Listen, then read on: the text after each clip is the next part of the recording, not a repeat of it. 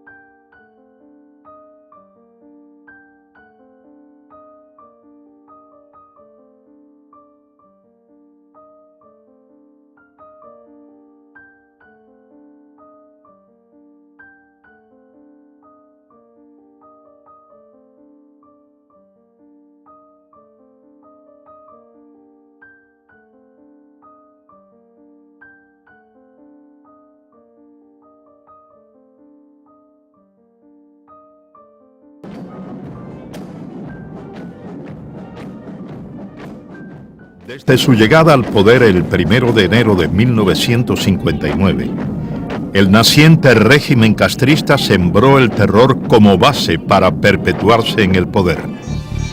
Cientos de miles de hombres y mujeres fueron condenados a largas sentencias de cárcel y otras decenas de miles fueron fusilados, asesinados extrajudicialmente o simplemente desaparecidos. Miles de niños crecieron sin sus padres, ejecutados por la dictadura. Mi nombre es Mariana Vázquez y soy una víctima más del régimen de Castro. Mi papá se llamaba José Vázquez Nerey. Fue fusilado en julio 15 de 1965 en La Cabaña. Mi padre era un hombre que fue juzgado porque no había sangre, no corrió sangre, no mató a nadie. Pero de acuerdo al régimen de Castro, decidieron que era uno más que tenían que fusilar y efectivamente fue juzgado al estilo de ellos y fusilado. Mi padre era un hombre de que él luchaba por toda injusticia y admiraba mucho la libertad de su patria. Mi padre era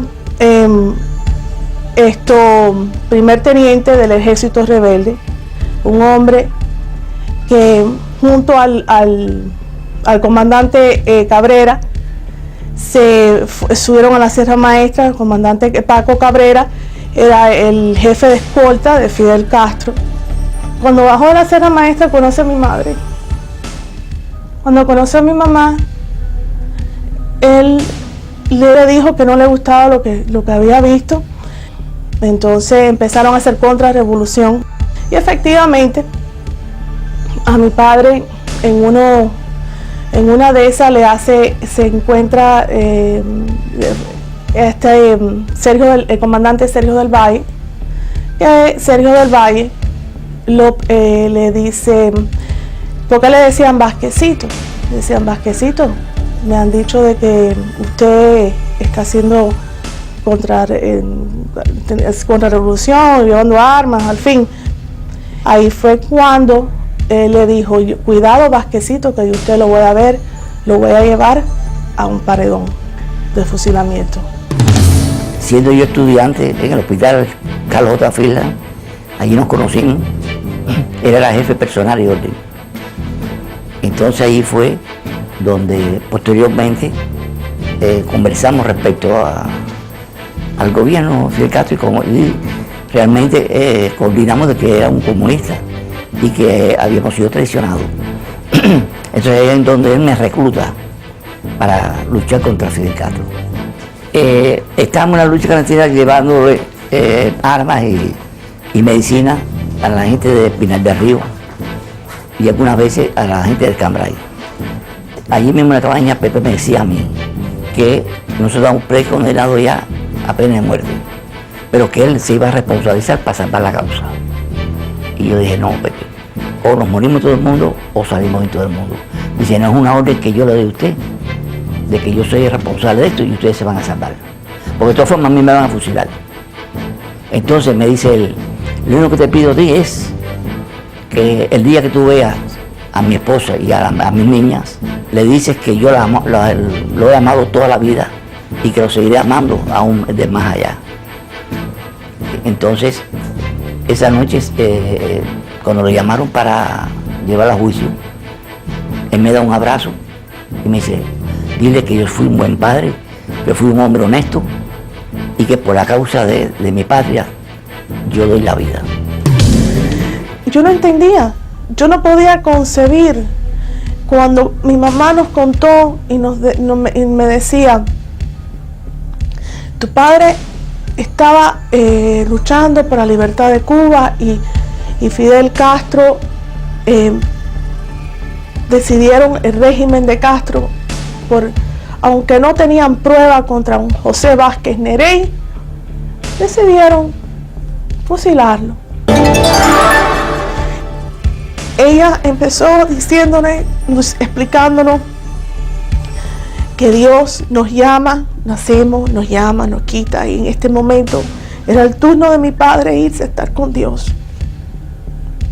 Pero yo no quería que él se fuera. Yo decía, ¿por qué? Todavía soy chiquita, necesito más tiempo estar con mi papá. Hoy en día son tantos los años que yo no he dicho la palabra papá. Mi madre tuvo que asumir una responsabilidad tanto de padre como madre. 2 hijas, una viuda con 2 hijas pequeñas. Uno cuando va creciendo, va al colegio, tiene amiguitos, amiguitas, y amigos y amigas que uno va creciendo. Y cuando uno llega al colegio, una de las cosas más duras para mí era que me decían, ¿y dónde está tu padre? ¿Qué le pasó a tu padre? Tu mamá es divorciada. Los niños pueden, sin darse cuenta, son los más que dicen la verdad en ese momento, y al mismo tiempo puede ser cruel.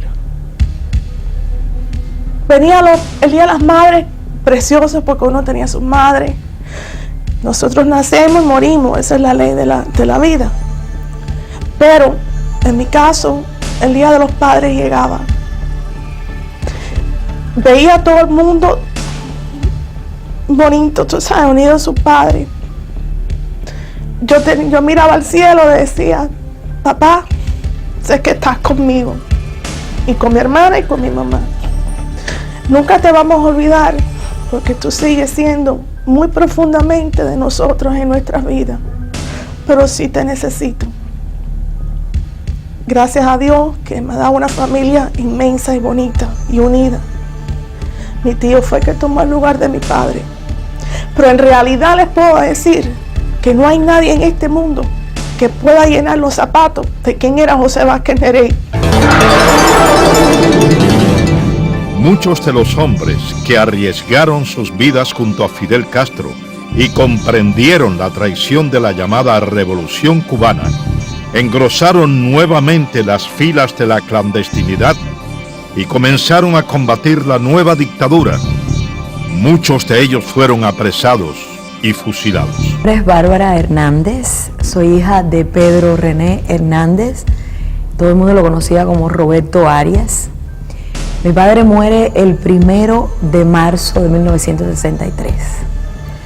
A mi padre lo fusilaron. Fue una emboscada que hicieron. Un problema que había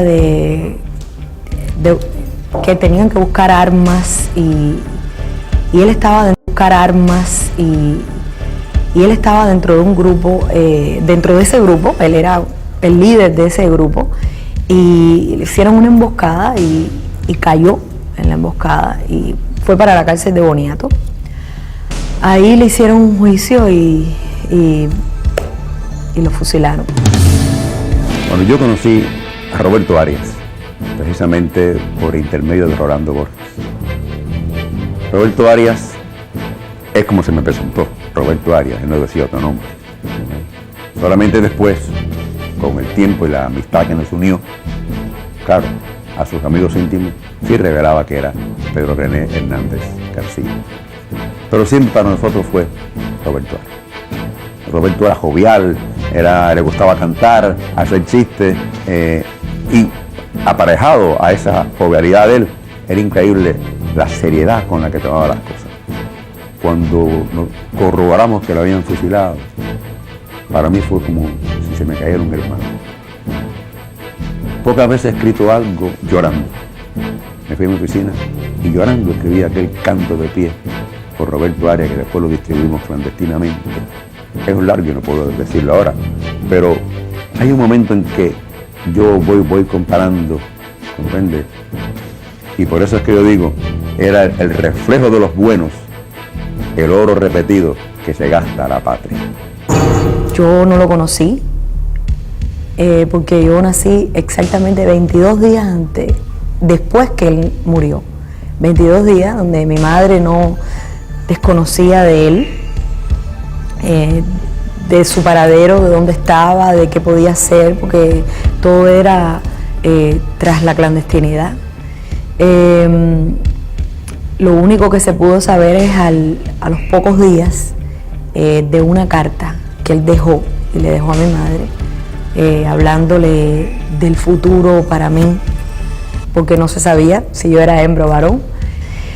Y esa carta es algo increíble, sobrenatural. Esa carta mi madre me la escondió durante 15 años. Ella no quería que yo supiera nada para no afectarme. Yo un día registrando encontré una carta y ese día, para mí ese día, faltaban unos días para cumplir mis 15. Para mí ese día fue el día que murió mi padre, porque lo lloré y lo sufrí como si lo acabara de ver en ese momento. Yo tanto pedí la oportunidad de que no hubiera estado fusilado y poderlo ver aunque sea los últimos días de su vida, porque es muy, muy duro criarse sin su padre, es extremadamente duro. El Día de los Padres para mí es muy duro. Yo el Día de los Padres quisiera pasarlo por debajo de la mesa. Es duro porque mis hijos tienen padres, entonces yo no puedo obviar ese día, yo no puedo obviar tenerle que decir a mi familia, a los hombres de mi familia, felicidades por el Día de los Padres, a mis tíos que son los hermanos de mi padre, no le puedo decir, no puedo obviar esa fecha, pero es dura, es dura. Pero a la vez me siento orgullosa de saber quién fue mi padre, de saber que mi padre fue un héroe, de que luchó tanto y que él vio, como digo yo, él tenía vista larga, él vio todo lo que iba a venir, él escribía las cosas que iban a venir, él sabía todo esto que iba a pasar, por eso es lo que él luchó. Él tenía un dicho, que él se iba para la loma con dos cosas, con el programa en una mano y el fusil en la otra. Esta simbología se me quedó grabada, cómo este hombre pudo concretar las cosas, o sea, hay que luchar para establecer un orden civil, o sea, como para que en un momento las armas dejen de ser las que rijan el destino de Cuba y lo rija la ideología. Lejos de todas esas cosas, de que yo me siento orgullosa de él, de lo que hizo, de ser la hija de Pedro René Hernández, de Roberto Arias, yo quisiera tener, y esto lo comparto, y todas las personas que han perdido sus padres de una forma o de otra lo van a compartir conmigo. Yo quisiera tener a mi padre aquí, al lado mío. Según investigaciones documentadas, durante los últimos 45 años el régimen castrista ha fusilado a más de 5.000 personas, muchas de las cuales han sido totalmente inocentes.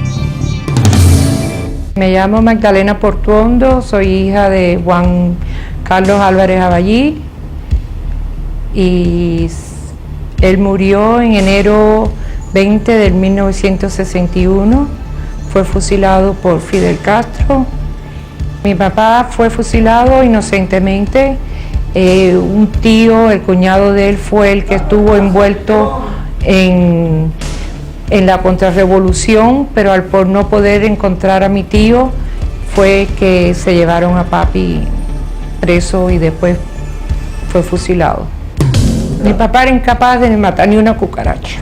Es más, si un tío estaba en la finca y él se fue cuando vio entrar a los milicianos y a las patrullas todas esas, porque vinieron un montón de camiones llenos de milicianos, y el tío le dio tiempo de irse. Papi se podía haber ido también, pero como era inocente se quedó, como se quedó mi abuelo, y se quedaron el otro tío mío, el esposo de la hermana de mi mamá. El que se querían llevar era mi abuelo, cuando no encontraron a mi tío, que mi abuelo era el papá de mi tío. Y él pensó que mi abuelo Juan era una persona mayor, y él dijo, yo voy y firmo todos los papeles que haya que firmar, y para declarar, me imagino, yo no sé lo que tenía que firmar. Y ya más nunca lo vimos. Ninguna de nosotros lo vimos más. Mami lo vio en el juicio, creo que 2 o 3 veces que fue a la cabaña. Se terminó el juicio por la tarde, creo que a la otra mañana ya lo fusilaron. No pasaron ni 10 horas, yo creo. El caso de Aballí es un caso, yo diría que es único, porque era un individuo que verdaderamente era inocente. Nadie lo conocía de conspiración. En su causa, pues tampoco era conocido.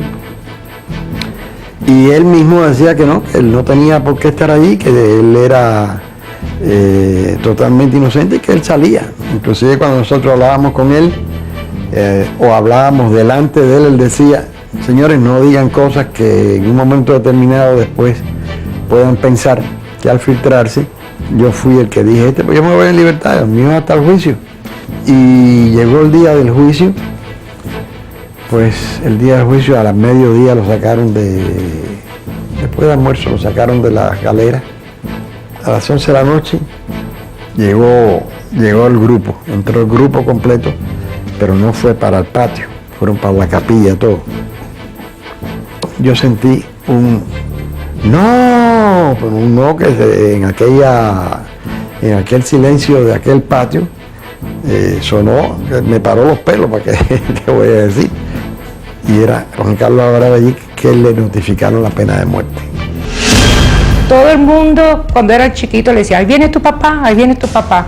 Y nosotros al revés, nosotros decíamos, ahí viene tu mamá, ahí viene tu mamá. Mami era la estricta, la que siempre nos enseñó teníamos que portar bien, teníamos que comer bien, teníamos que caminar bien, teníamos que sentarnos bien, pero papi no, siempre nos malcrió horrores, nos dejaba hacer lo que nos daba la gana, era un hombre de familia, siempre estuvo con nosotras, siempre, donde quiera que él iba, él nos llevaba.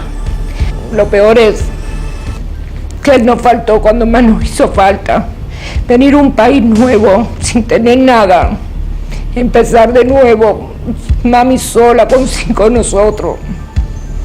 Gracias a Dios tuvimos una madre muy fuerte, que hizo el papel de papá muy bien, así que en eso tuvimos mucha suerte de una madre así. Mami siempre ha adorado a papi, no lo puso como fue un santo, un gran hombre. Siempre nos lo hemos adorado, por lo menos yo.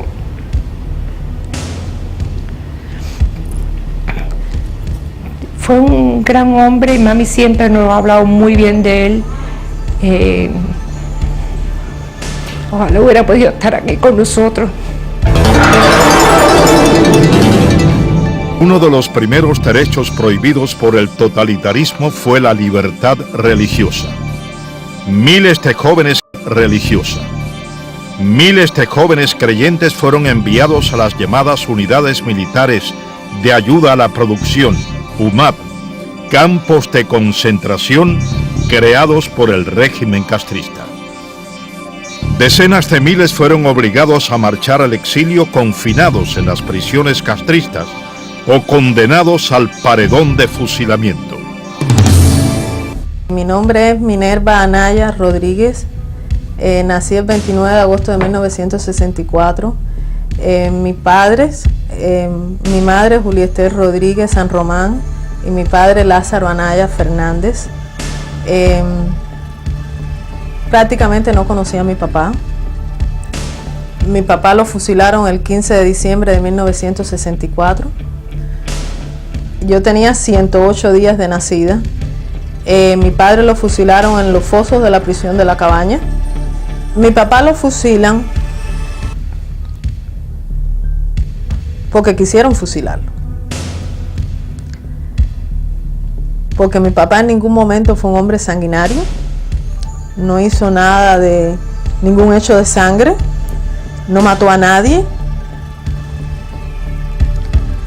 Ni siquiera se fajó con nadie. Solo por sus creencias, creía en Dios, predicaba la palabra de Dios y predicaba el significado de la palabra libertad. Eso era más que suficiente y es más que suficiente en Cuba hoy por hoy para que te quiten la vida. Estaba en la galera 3 en Pinar del Río, que es la galera de espanto, sometido a 11 meses de tortura mental, en que no sabíamos si nos quedábamos vivos o si era el viaje directo al más allá. El fusilamiento siempre estaba en la boca de todos porque muchos estábamos esperando la muerte o la vida. Y en esos días entra por la galera 3 un hombre alto, delgado, yo no lo había visto nunca, era Lázaro Anaya. Lo vi con una sonrisa. Sonreír en medio del espanto no es fácil, y él lo hacía así. Esa era su naturaleza.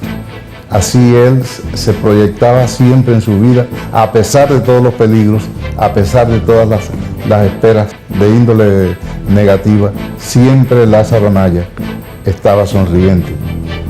En Lázaro había otra cosa, cultura, preparación, y había también la gran responsabilidad de que él era un líder dentro de la cárcel. Y todo eso lo reunió y lo convirtió en serenidad.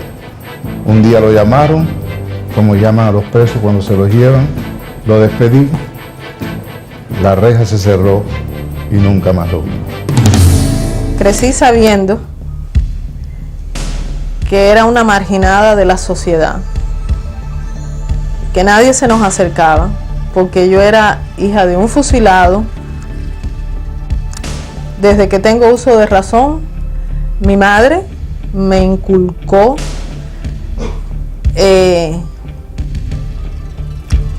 la situación que estaba pasando en mi casa. Nunca me fue ajena, nunca me la negaron. Y mi madre me inculcó que esa era mi tierra, que esa era mi patria, que tenía que quererla, que no podía ser en vano que mi padre hubiese muerto, que no podía ser en vano que mi abuelo hubiera muerto, que no podía ser en vano que mis tíos hubiesen muerto. Yo no tuve infancia porque nunca fui pionera. Siempre estaba el estigma de ser la hija de un fusilado. Recuerdo que el único amiguito que tenía era el hijo de un comandante, muy metido, muy involucrado dentro de las cosas de la revolución. Ese hijo de ese comandante jugó conmigo hasta el día que yo le conté a ese niño lo que había pasado con mi papá. Tenía como 7, 8 años y entonces perdí el único amiguito que tenía. Siempre fui la marginada en la escuela. Como no pertenecía a nada, no era partícipe de nada, pues entonces yo era muy bruta.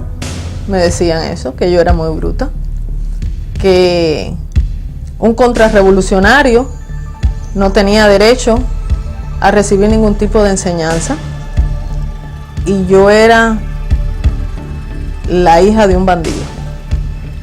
Para mí es un orgullo, con los 39 años de vida que tengo, para mí todos los días de estos 39 años Es un orgullo ser hija de mi padre. Es un orgullo de ser hija de un hombre que peleó y murió por lo que creyó. Sin poseer pruebas incriminatorias, el régimen castrista condenó a la pena de muerte por fusilamiento a varios centenares de hombres, bajo la justificación de ser supuestos agentes de la Central de Inteligencia norteamericana, muchos de los cuales eran simplemente empresarios norteamericanos que llevaban años radicados en la isla. Yo soy Bonnie Marie Anderson, o Bonnie Marie Anderson, como yo siempre digo. Mi papá fue Howard Frederick Anderson, un americano que se casó con mi mamá, nacida en Cuba, se enamoró con la isla, tanto como con mi mamá, y quiso pasar la vida entera en Cuba y al final lo hizo de esa manera. Desafortunadamente, por ser americano, por ser empresario, por ser alguien que creía en la democracia, en la libertad, por ser alguien que siempre apoyaba al pueblo cubano y por ser alguien que no apoyaba al régimen castrista, lo fusilaron. El 18 yo conseguí poder llegar a Pinar del Río. Ya se había celebrado el juicio el día 17 y llego a la apelación, que es el día 18. La apelación, desgraciadamente, los condenan a muerte. Entonces de allí, del juicio, me voy a un hotel donde me mandan a ir, que no pude salir más de allí, hasta la mañana siguiente, donde me dicen que los cadáveres están en el cementerio.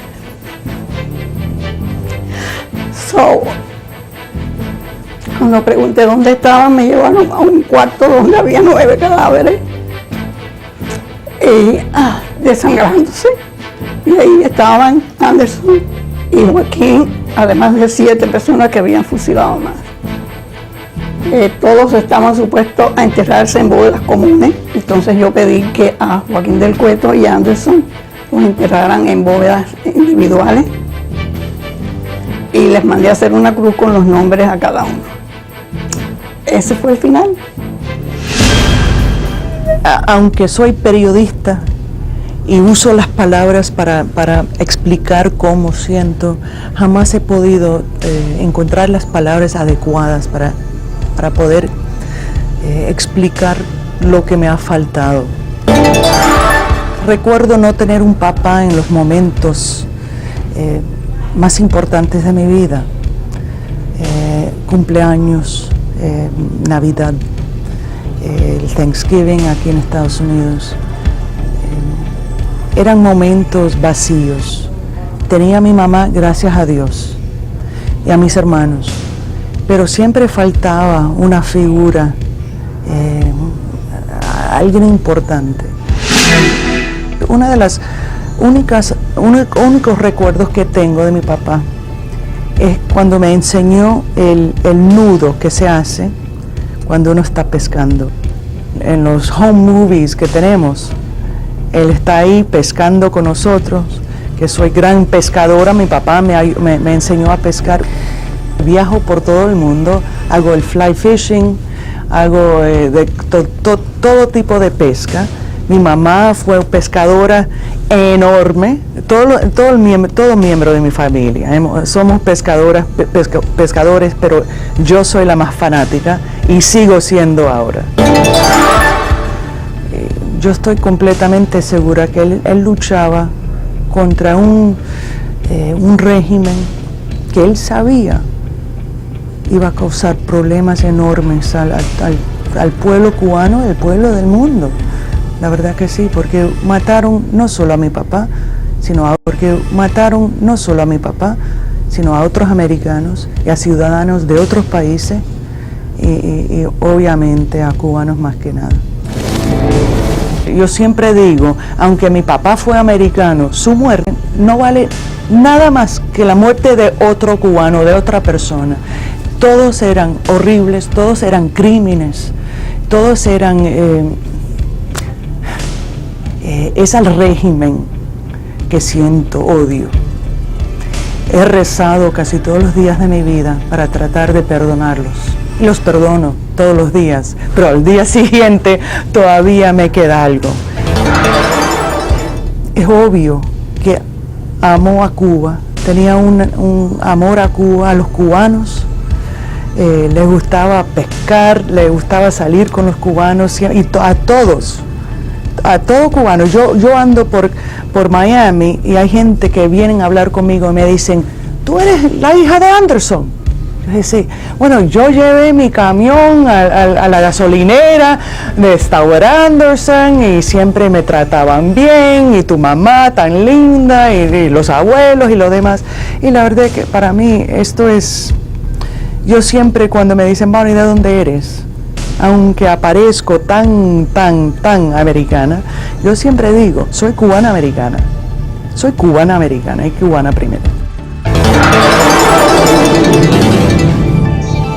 De las más de 8.000 muertes documentadas y verificadas, perpetradas por el régimen de Fidel Castro, aproximadamente 1.200 fueron ejecuciones extrajudiciales. Yo me llamo María Antonia Curbelo, yo tenía 9 años cuando mi padre fue fusilado. Él se llamaba Carlos Curbelo Pérez. Mi padre estaba preso en Isla de Pino, lo llevaron hacia Santa Clara a hacerle juicio, un juicio que nunca existió.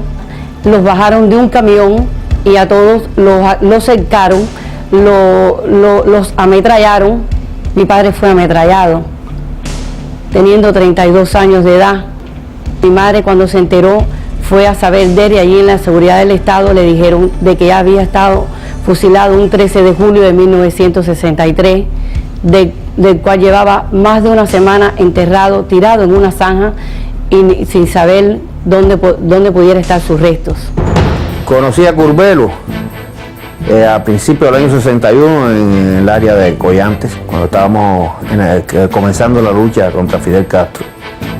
Ya él era jefe de guerrilla y yo conversé con él 2 veces. Tuvimos cierta relación, pero no una relación esa de amistad como la que luego en presidio, porque él cayó preso por un lado, yo caí por otro y nos reunimos en Isla de Pino. Era un muchacho de fácil palabra, de muchacho joven con palabra fácil y enamorado del diario martiano, y sus aspiraciones eran ver a una Cuba libre, completamente libre. De allí lo dejé de ver cuando se lo llevaron de presidio de Isla de Pino, se lo llevaron 20 y pico hombres y lo llevaron para el área de Trinidad, en La Ceiba, y en una madrugada de julio del 63 los masacraron, los mataron con ametralladora. No los fusilaron, los mataron con ametralladora. Éramos mi mamá, mi hermano, mi padre. Me acuerdo mucho en una familia muy normal, vivíamos muy tranquilos. Mi papá siempre me decía que me quería comprar un piano de cola, que fuera una niña cariñosa como siempre, que estudiara, que nunca dejara de desunirnos de nuestra familia, muy apegado a nosotros, a mi hermano y a mí. Mi padre me deja una poesía muy linda donde él sufría mucho en esa prisión, esperando que como que le estuviera 30 años preso, pero no un fusilamiento. Él nunca imaginó que lo fueran a fusilar, eso nunca lo pensó él. Yo iba a Isla de Pino a verlo siendo una niña, sufrí mucho en estar en ese barco donde me montaban, donde entraba agua, donde la multitud me ahogaba, donde llegábamos y estaba castigado, donde nos viraban, donde existía mal tiempo. De todo esto nosotros sufrimos siendo yo una niña. Tengo muy malos recuerdos de la situación en que viví siendo una niña. Desde niña sentí que era discriminada porque me eliminaban de todo. No conocía, yo misma no conocía qué era lo que estaba pasando, pero después me daba cuenta. No podía participar en cosas porque yo no era una niña revolucionaria, no era una niña que pudiera y ser igual que los otros niños. Me sentí muy frustrada, no avancé mucho en la escuela por todos esos motivos, porque me fueron muy chocantes. No pasé más de 6º grado. Estaba mal mirada porque tenía a mi padre que era fusilado. Siempre fui discriminada por eso. Los días de estar con mi padre, los días de Reyes, fueron muy tristes porque nunca estaba, no tenía nadie con quien poder darle un abrazo y decirle: es mi padre, cuando tanta falta me hacía, cuando tanto lo necesitaba. Me siento muy orgullosa de ser la hija de un fusilado, alguien que ofreció su juventud, su vida para ver una libertad, que Cuba fuera una cosa libre, no comunismo.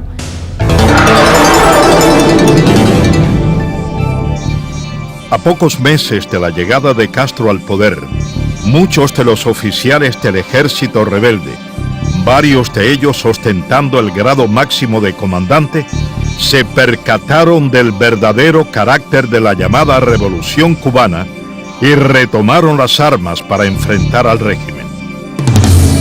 Mi nombre es Georgina Prieto. Mi padre era Plinio Prieto, que fue comandante del segundo frente del Escambray. Él luchó contra Batista, estuvo exilado en México, y después, cuando regresó a Cuba, al poco tiempo se subió a las lomas, se alzó en contra de Fidel Castro. Él fue fusilado octubre 12 de 1960. El juicio fue el día 12 de octubre y la apelación la tenían para el día 13. El mismo 12 de octubre a la noche fue que lo fusilaron. Trajeron personas de otro lugar porque en la zona del Escambray nadie lo quería fusilar. Él era muy querido en esa zona. Entonces trajeron soldados de otro lugar, milicianos de otro lugar, para fusilarlo. Y lo fusilaron por la noche del día 12 de octubre, antes de que la apelación fuese terminada. Plinio era, ante todo, un revolucionario, pero un ser humano excepcional. Yo diría que era el conspirador por excelencia. Aparte de comandante del ejército rebelde, Plinio tenía mucha historia revolucionaria y política. Él comienza siendo líder sindical y llega al Escambray, es uno de los primeros alzados del Escambray, contra el régimen de Batista. Lleva inclusive a Menoyo, que sube después. Plinio Prieto Ruiz fue el primer organizador del Escambray, con su equipo de confianza, de la cual orgullosamente me encuentro yo. Comenzamos la conspiración organizando primero desde La Habana, y los asentamientos en el Escambray empezaron a forjarse paulatinamente. En aquel momento yo tenía 10 años. La última vez que yo lo vi fue en septiembre, que fue cuando se fue de La Habana para alzarse en el Escambray, y nosotros estábamos en La Habana en aquel entonces. Él se despidió de nosotros, que se iba, que nos íbamos a ver muy pronto. O sea, nos dijo que nosotros íbamos a salir, teníamos que salir de Cuba, íbamos a tener que salir, pero por poco tiempo. O sea, él iba a estar más seguro de lo que estaba haciendo si nosotros no estábamos en Cuba. Nosotros estuvimos muchos meses antes de eso, que a él lo estaban buscando a mi mamá, a mi hermano y a mí. A mí me estaban buscando porque pensaban que si me encontraban a mí, mi papá se iba a entregar. Yo estuve muchos meses en casas de personas, o sea, casas secretas. Mi hermano y yo nos separaban de mi mamá, nos llevaban a diferentes lugares. Yo tenía un seudónimo, me llamaban Perlita. Lo que él sí quería que estuviésemos todos juntos siempre. Por eso estuvimos escondidos juntos. Él se aparecía, él una vez apareció a mi escuela disfrazado, porque me extrañaba, nos extrañaba a mí y a mi hermano, quería ver, y vino con el señor que vendía los pan de gloria. Él vino y se paró ahí a hablar conmigo y todo. Nadie sabía que él estaba en La Habana. Él pensaban que estaba aquí, o sea, porque él a veces tenía que venir aquí después. El plan de él siempre fue alzarse. Él pudo haberse quedado aquí, él estuvo aquí en sus planos de cómo preparar todo aquello. Aunque él no se crió en Cuba, él era una persona muy cubana, quería mucho a Cuba. Mi padre nació en Cuba, pero él se crió en Nueva York hasta los 14 años, que fue cuando se murió su papá.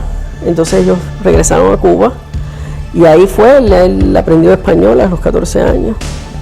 Pero él amaba a Cuba, bueno, dio su vida por Cuba.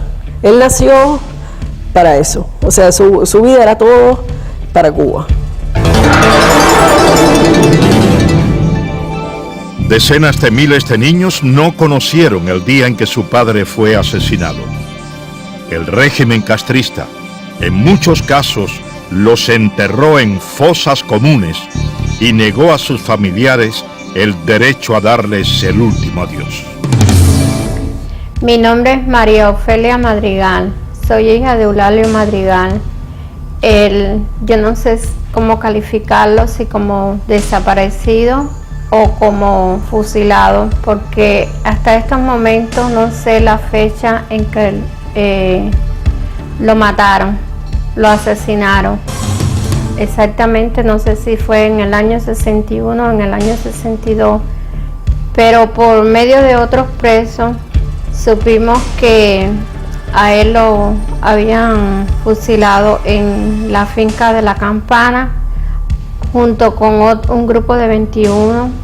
Ahí los ametrallaron y después unas bulldozers le pasaron por encima. Mi papá tenía en ese entonces 26 años. Es como que lo asesinaron 2 veces, porque 3 meses antes de que lo fusilaran, llegaron a medianoche a mi casa y nos dijeron a mis padres y a todos nuestros hermanos que mi hermano se había ahorcado en el cementerio de Santa Clara. Cuando llegamos allá, quien estaba ahorcado, que estaba en lo que le llamaban el cuarto de los muertos, no era mi hermano. Y a los comunistas, al ver que no era mi hermano, no les quedó más remedio que coger a mi papá y a mi mamá y enseñarle, llevárselo al G2 en la carretera de Nicaragua y enseñarle a mi hermano, que estaba vivo todavía. Y a los 3 meses le entregaron las pertenencias, entonces le dijeron a mi papá que habían fusilado a mi hermano. Y lo peor de todo fue cuando fusilan a mi hermano, que ni siquiera nos llegó un aviso de que le iban a hacer juicio. No hubo juicio, no hubo nada, nunca avisaron nada. Fue como coger un animal cualquiera y cogerlo y matarlo, como ellos hacían a menudo. La última vez que vi a mi papá, una de las veces, porque primeramente cuando mi papá se lo llevaron para el G2 del condado. Posterior a esto lo pasaron para el G2 de Santa Clara. Ahí en Santa Clara una vez fui a ver a mi papá con mi mamá y lo vi desde lejos. Mi mamá me cargó porque había un muro, que fue la última vez que yo lo vi a él. Y yo quería llegar a él. Y lo llamé papi, papi. Y mi papá hizo la demanda de acercarse a mí. Y con unas metralletas se lo pusieron en la cabeza y le dijeron que si le alaron algo y le dijeron que si él se movía lo iban a matar como un perro delante de su hija. Y de ahí yo me puse a llorar y mi mamá me bajó y me llevaron y fue la última vez que recuerdo ver a mi papá. Aunque decían que habían fusilado a mi padre, pero aunque no se sabía cuándo ni nada, como yo no lo había visto muerto, yo siempre pensaba que él iba a aparecer y que lo que seguía era incomunicado. Y dormía, soñaba con él. Y cuando despertaba creía que iba a estar ahí y no, nunca estaba. Recuerdo que me decía a mí que cuánto yo lo quería. Yo extendía mis brazos del tamaño que yo lo quería y él me decía que él me quería más porque él me quería así, Y yo decía, no me quiere, y decía él, sí, porque da la vuelta y viene acá y yo le estoy sujetando todo el cariño que te tengo, aquí con la mano del corazón. Y eso es algo que siempre me recuerdo de él. Las primeras palabras él fue el que me las enseñó antes de yo ir a la escuela. Él me enseñaba a leer todo. Mi vida hubiera sido completamente distinta. Me siento muy orgullosa de mi padre porque fue fiel a sus ideales y siempre nos inculcó lo mejor, todo me dio lo mejor de él. Siempre fue una persona muy positiva y una gente muy honrada, muy trabajador, y eso siempre lo he tenido en mi memoria y me siento muy orgullosa de ser hija de él. En abril de 1961, tras el fracaso de la invasión militar de Bahía de Cochinos o Playa Girón, el régimen castrista comete uno de los crímenes más horrendos que reporta la historia de Cuba. 147 prisioneros fueron obligados a montar en un camión rastra totalmente cerrado, sin ventilación, y fueron transportados de Playa Girón a La Habana. 9 horas duró aquel fatídico viaje y 9 fueron los brigadistas asesinados, asfixiados. Mi nombre es Cecil Maciá Fernández. Mi papá se llamaba José Ignacio Maciá y del Monte. Mi papá muere ahogado en la rastra al caer prisionero, al fallar la invasión a Cuba. Yo no recuerdo cuándo fue que yo de verdad entendí el horror de lo que le pasó a mi papá. Aparentemente estaban en fila, me imagino, para llevar los prisioneros a La Habana y parece que se acabaron los camiones y empezaron a meterlos en este camión o rastra sin ninguna ventilación, y ahí los apilaron y siguieron metiendo y metiendo hasta que ya simplemente lo iban empujando a empujones,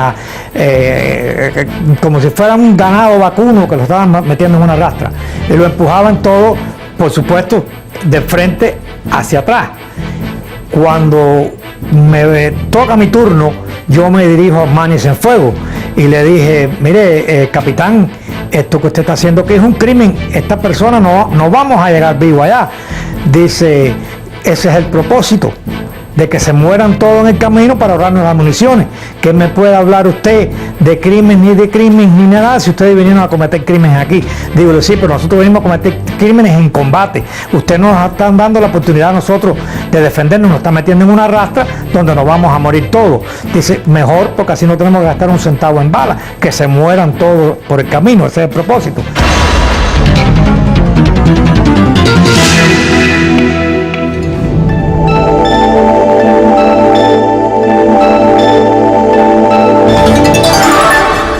Estaba yo en el colegio Pupila, yo tenía 14 años, y me dicen que mi mamá estaba ahí a buscarme, o que mi mamá había llegado.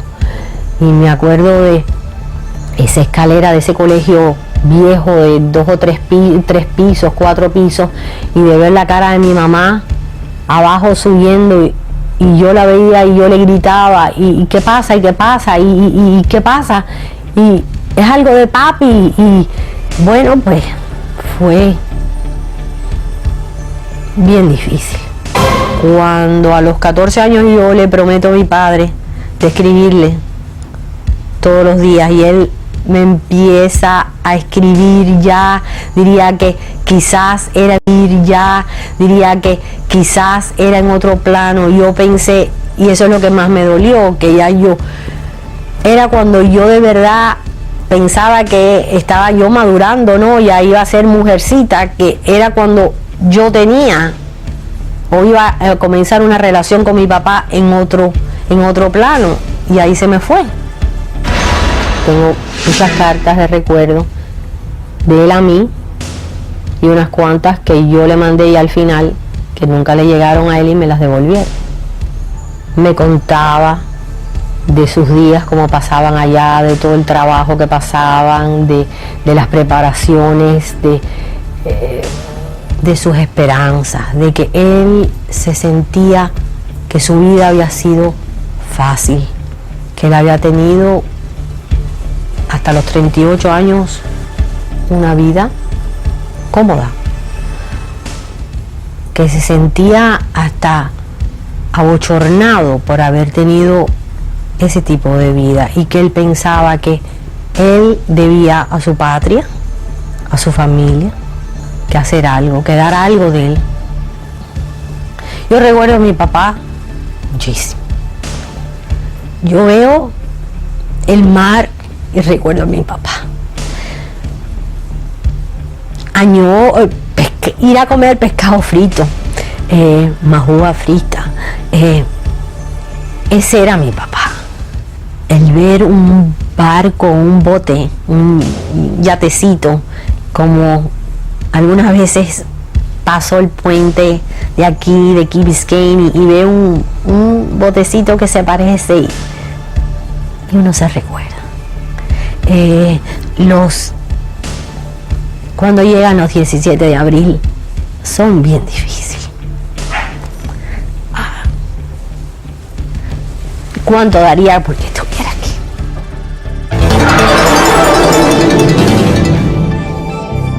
Varios extranjeros han dejado sus vidas en aras de la libertad del pueblo cubano.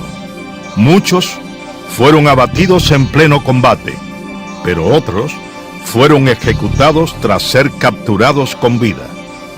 A estos hombres no se les respetó su condición de prisioneros de guerra. Fueron asesinados. My father, Thomas Willard Ray, who was known as Pete, was someone who always believed in freedom, and he went straight from high school to fly. The United States government contacted him in the early part of 1961 and asked him would he help the Brigade 2506 in the liberation of Cuba. He was a man who believed that freedom comes before all, and he was willing not just to talk about it, but to give his life. And in the early morning hours of April the 19th, before he took off, he talked to one of his best friends, and he gave his identification to his best friend. And his friend said, "You know, Pete, you don't have to go on this mission. You know you probably won't come back." And my dad said, "I know that, but just because certain people in my government, my president, have chosen to betray the brigade in Cuba does not give me the right to do the same." And that's why he took off on that mission. And it was like he just disappeared off the radar screen. Yo conozco a Pete Ray en los campamentos de Girón, un muchacho jovial americano de Alabama, con una hija de 5 años en esos momentos. Se entrenaron, nos dieron entrenamiento, joven, seguro de sí mismo, creyendo en las libertades de Cuba, creyendo en las libertades de toda la América Latina. Fueron allí no por dinero, fueron de verdad a combatir porque lo pensaron, Cuba tiene que ser libre, Cuba no puede ser comunista a 90 millas en la tierra americana. Perdimos nosotros 6 o 7 de nuestras tripulaciones y en aquel momento varios americanos, él entre ellos, Pete Ray, dijo: "Yo voy a pelear con ustedes", porque ya nosotros no teníamos 7 aviones derribados y 14 pilotos muertos entre los americanos y los cubanos. Dio su vida, cayó en tierra vivo, fue asesinado, matado a tiros por 4 o 5 de los señores rebeldes que estaban allí, específicamente un tiro de 45 en la cabeza fue el que le costó la vida. My father went to war for the liberty of Cuba because he believed that everyone is entitled to their freedom. He could have died in combat, but instead they assassinated a helpless, injured man. And I said, because this was his trophy. This was his sick trophy, And we have witnesses of people that saw people spit on him, and he was kept, his body was just degraded for almost 19 years in this morgue, and were kept that way. And what had happened with my father is when we finally got him out in 1979, in order to help identify him in Alabama, the coroner in Alabama decided that they would treat it like it was a homicide and do the autopsy. When they got in there and started doing the autopsy, they realized he had been shot several times, but he could have lived from each one of these gunshot wounds. His right wrist was broken, so he probably had his hand turned out, so he could have not have defended himself. They know that the scientific evidence proves he did live beyond the initial shots, and when the final shot was put point blank range to his right temple, he was still alive. Every year, Christmas, Father's Day, Easter's are always very difficult because there's a part of your life that's missing. But if he had to do it all over again, I would want him to do it just the way he did it. I loved my father, and I will always wish he was there by my side, because there's times when a daughter needs her father. But I know that Cuba needed him more. And through all those years of searching for it, I came to know the Cuban people, and they are my family, and Cuba has become a part of my heart. Yes, there's something that's missing and there's a hole, but I do have a family, and I do have a father of honor. We all know that a very high price must be paid for freedom, and my father is a symbol of that price that must be paid. And I think all around the world people are dying even today fighting for freedom, and I know he's not alone in heaven.